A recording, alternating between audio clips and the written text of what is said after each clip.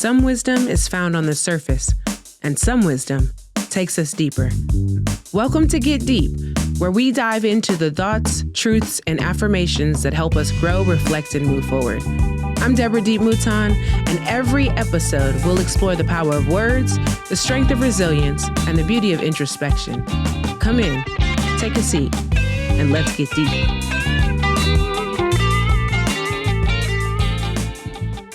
Honey, I am quick to live in tomorrow. There's this old saying, do not borrow worries from tomorrow. And I'll tell you, I have a long credit line with my tomorrow, okay? I like to think about things far in advance. I overplan. I have 3 backups just in case something doesn't work out. That for me feels like security. This ability to be able to control things maybe is my little bit of control freak. Though I'm absolutely fine following someone else who has a clear plan, I like to know what I'm getting into and how I might be getting out of it. But there are moments that don't really get celebrated when you're constantly living in what tomorrow may be. And I find myself often moving on from celebrating my accomplishments far too soon. If I get an award today, you better believe that by tomorrow, I'm going to have a whole other thing that I'm shooting for. And that inability to celebrate oneself is one that I found starts to suck the joy out of living. It starts to move you from the present into a space where you're always chasing something instead of having the moments where you get to just hold the balloons. I've tried to start thinking of really celebrating those moments, and my kids are really good at anchoring me in today. I remember back to that inauguration event when I became the poet laureate, the one I talked to you about with the chief of police. There was a moment that followed that I can't forget. My daughter was young at the time, maybe 4 or 5. She saw the cameras and knew that it was a big event, but mom is still mom.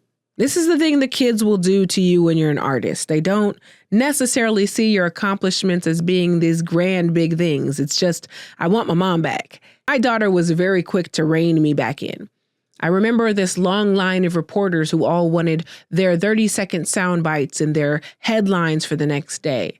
And in that line stood my daughter waiting to get my attention. She ran up to me, pulling on my pant leg, begging me to play.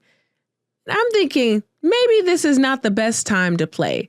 But my husband was too busy with our infant son to stop her from coming up to me. So I remembered that this might be a great moment to slow down. Instead, I told everyone that I needed just 5 minutes to take a quick break. I let my daughter lead my hand deep into a library that was a catty-corner to the room that we were in. Around it, in her mind, she imagined this magical forest with an enchanted dragon. She had a pen that she was using to wield to cast the dragon out.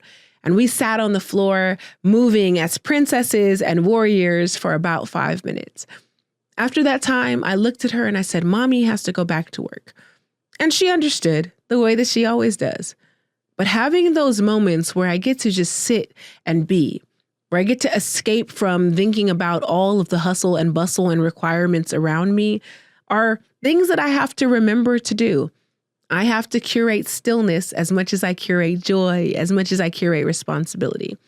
So today, if you haven't done so, find something that you want to celebrate.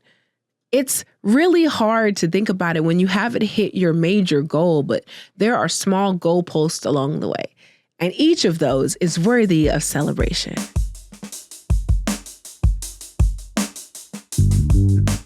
Thank you for joining me on this journey today. I hope this moment of reflection stays with you, guides you, and reminds you to keep going. If you found value in this episode, let's keep the conversation going. Follow me on Instagram at Live Life Deep and share your thoughts, your wisdom, and your light. And if you're enjoying the podcast, the best way to support it is simple. Subscribe, rate, and leave a review. Your support helps others find this space of growth and inspiration. This has been a Gemini's production.